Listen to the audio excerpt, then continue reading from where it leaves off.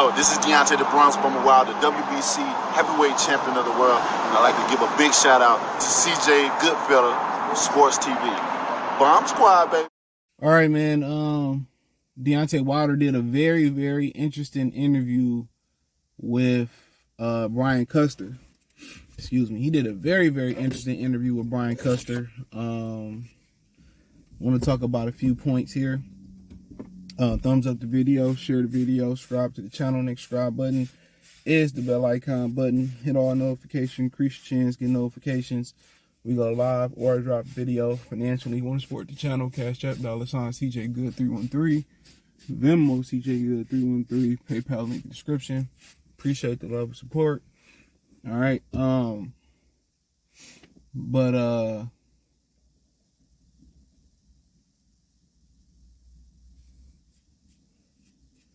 But yeah, man, he said some things, man. One of the things let's just run through the things he said real quick. Said he plans on challenging the winner, Fury and Usyk. I'm gonna get to that. He also said that Eddie Hearn don't want the Anthony Joshua fight, but because he's Matchroom's only moneymaker. We get into that. But one of the interesting things he said a lot of interesting stuff I'm not gonna touch on about the business of boxing. He talked about Andy Ruiz, his father getting in the way, and he warned Andy that he was gonna be on the shelf if he ain't take the offer. He talked about a lot of stuff, you know, the shady business of boxing. But one of the things he pointed out is that he signed with the Saudis. That's one of the main things that he pointed out, is that he signed with the Saudis. Yup. He said that I signed with the Saudis, and then, you know, they did a Q&A like a couple minutes after that, and somebody asked, was he still with the PBC? And he said, yeah, I talk to people I have to talk to over there. I'm still with the PBC, but we'll see what the future holds.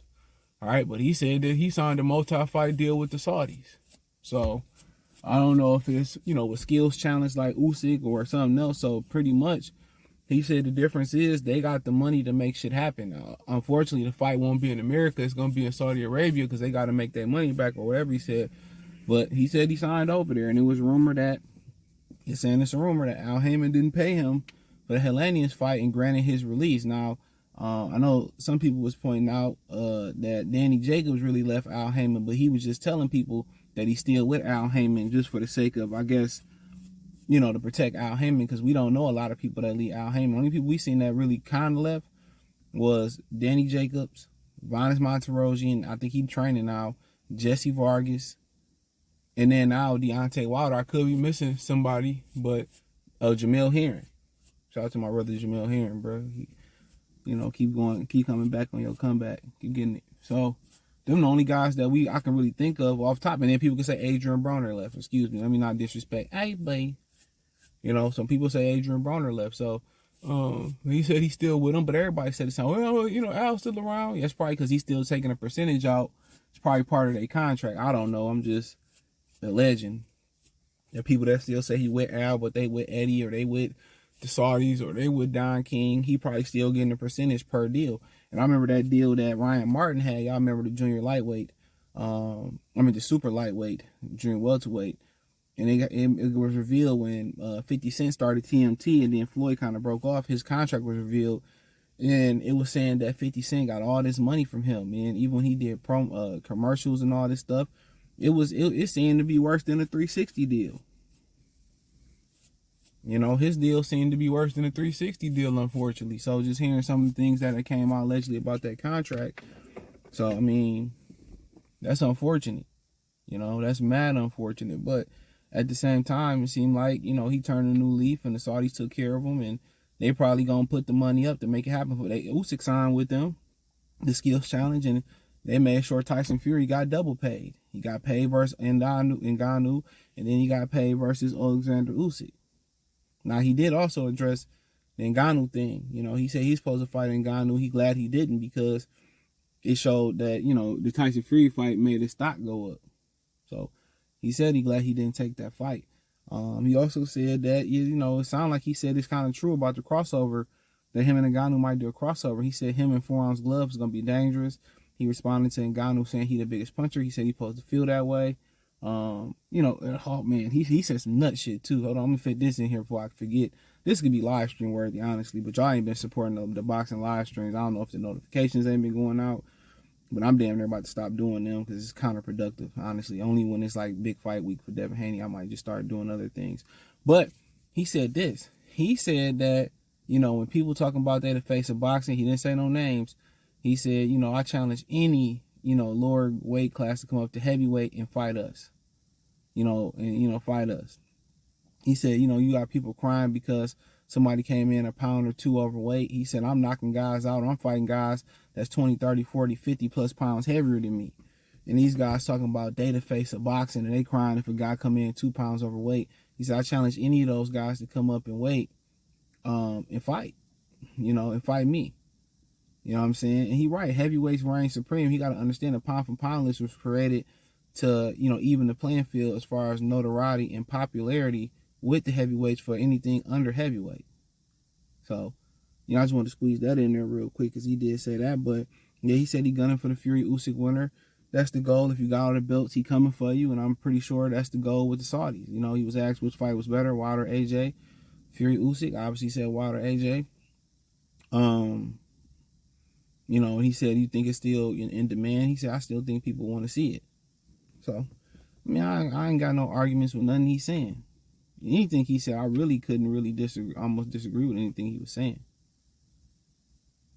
I really couldn't. But as far as him gunning for a fifth or fourth, Fury retired before he did that. And now you hear, and I did a video about this, it kind of fit this in at the end of one of the titles about Tyson Fury. His dad, John Fury, said he kind of worried about he on the physical downside of his career. I mean, when you abuse your body with drugs, alcohol, and inactivity, what you expect? And then you went in there with Deontay Wilder, and we don't even know how much Deontay Wilder is left physically. We don't know how much Deontay Wilder got left. We didn't see enough in the Hellenius fight to be able to say nothing. But what's working in his favor is that he getting a fucking break. He got a break to let his faculties, get back. Ain't gonna always get back anytime you take punishment. You know what I'm saying? But letting his body heal and rest and not take a bunch of punishment. So that might work in his favor. But yeah, he said he gunning to fight whoever got all the belts. So, rightfully so. So, coming for Usyk, coming for, Fury. If Fury won't want to do it. Now, Fury at one point said, I'll fight him anytime. If you're going to pay me to fight him, shit, I'll fight him anytime. I got his number.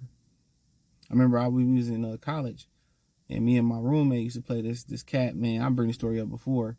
And his name was LaMarcus or something like that. And he stayed in another dormitory, but they played football together or whatever. And they would come over and play some Madden. Sometimes we'd go over there. And my roommate just knew what he was doing. He just, he would beat him every time. We both used to beat him.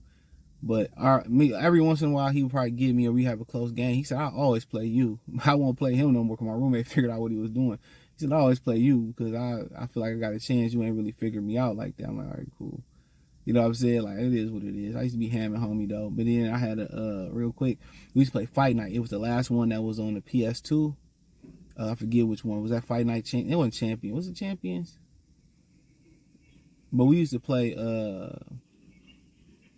that real quick. And it was one person. I was the best in the building. And there was one other guy. He was from San Francisco. His name was Marshawn. He was the best in the building. Like, I could not, like, I remember one time, real quick, they had like a fire drill at the dormitory. So we in the room, like it's like packed. Like niggas, everybody in there is trying to see who the best. We in the dorm room, we on the first floor, and they call a fire drill, but we don't leave. Or something happened where the alarm went off. So we in there, everybody in that bitch packed. We closed the door. The shit just packed. So we playing. I can't beat him, bro. I couldn't beat this dude, Marshawn. Nigga name was Marshawn Gardner. I couldn't beat this dude in fight night. I couldn't. That's the only person I couldn't beat. My boy, Umir, I'm gonna call you by your government. Umir never could beat me. But on the flip side, Marshawn could never beat me in Madden. Never. He swept me in fight night. If we could play 100 times out of 100 times a fight night, he gonna beat me every time. But we play 100 times out of 100 times in Madden, I'm gonna beat him every time. You know what I'm saying? So we used to have like good little competitions and shit like that. But just bring that. But yeah, he said that Eddie Hearn don't want to make the fight with Anthony Joshua. He also did reveal that Deontay Wilder, I guess he traced his roots, talking about roots, with that Flo Rida song, But he said that he from Nigeria. I forget what tribe he said, but he knew the tribe and everything. But he did go on to say that Eddie Hearn really don't want to make the fight. That Eddie Hearn had no bearing on none of this happening. The Saudis all made it happen. Eddie Hearn gonna try to take credit for this fight. He also went on to say Eddie Hearn brought his buying and selling tickets over here, and that's what he do because they banned it in the UK, and he trying to make Joshua seem bigger than what he is, and all he doing is buying and selling and reselling the tickets, and this is a ticket scam. But he said that, Eddie Hearn don't want to make the fight for business reasons. Why? Because, he said, because that's the Matchroom's last money maker. He said they was on the plane together. I think he said they said too much. But, everybody, first thing I know people going to be saying is like, where was his energy when Joshua was sitting across in a room with y'all standing next to each other? At least Big Baby pulled up on Joshua, and he had some words with Eddie Hearn. And said if Eddie Hearn come to New York City, he kind of was going to get Eddie Hearn pants put on Eddie Hearn. Yeah, I seen that. It was an interview he did, but I seen it on Michael Benson page on Twitter or whatever. So he said he was going to put some hands put on Eddie Hearn or whatever. And, but nonetheless, yeah, he said that, man. But yeah, he said that, and naturally so. I mean, Al Heyman got the same business model, He not worried about what's best for the fans, putting Javante, Errol Spence, Keith Thurman, Deontay when he had Deontay, or if he still got Deontay. He ain't worried about putting them in the best case scenario to win.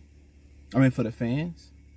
He worried about the best case scenario for them to win and keep winning and winning. And then when the money gets so great, then he either cash him in or cash him out. And how many PBC fighters really didn't cash in? You got to ask yourself. So, but at the end of the day, it sounds like Joshua want to fight, and Joshua, man. That's how women get a reaction out of us, man. Let me say that real quick. This is why you see dudes raise their hands sometimes. This is why you see men, argue back and forth. Or I remember this girl on Facebook was talking about, she laughing. He said, I made this ninja cry. This is why, because it's a pride thing. Women know how to manipulate your emotions. Your mother do it too. Your sisters do it too. Like if something happened to your sister and some, her dude do something to her, what's she gonna run over and do? Tell y'all, oh, he did this, he did that. But you can't live in your emotions. First thing you do, you go have a conversation with that man and see what happened before you take it on from there. Because if you do something to him, you know what I'm saying, then she laid back and testifying against you in court. Come on. And a lot of women be lying. History has proven that. So a lot of them, they know how to manipulate your emotions and, pride and all that. And Joshua got pride. And Joshua like, Eddie Hearn, man. Eddie, I can beat this guy. And he like, hell no. I said this in public you can win, but I don't think you can win. So that's just what it is, man. So, I mean, it is what it is. It was a good interview. Brian Custer Last Stand podcast. As usual, he let Wilder cook. Wilder really pretty much controlled the interview, was venturing off different places, but it seemed like he wanted to say a lot of things that he really can't say. But hey, thumbs up the video, share the video, subscribe to the channel. Check out the Boxing News playlist. Check out the Heavyweight Boxing Talk playlist. Hit the link tree. Find me over Spotify, Cash App, Venmo, PayPal, Apple Podcasts, Google Podcasts. Check out the new channel, Free Game 89. That link's in the link tree in the description. Peace.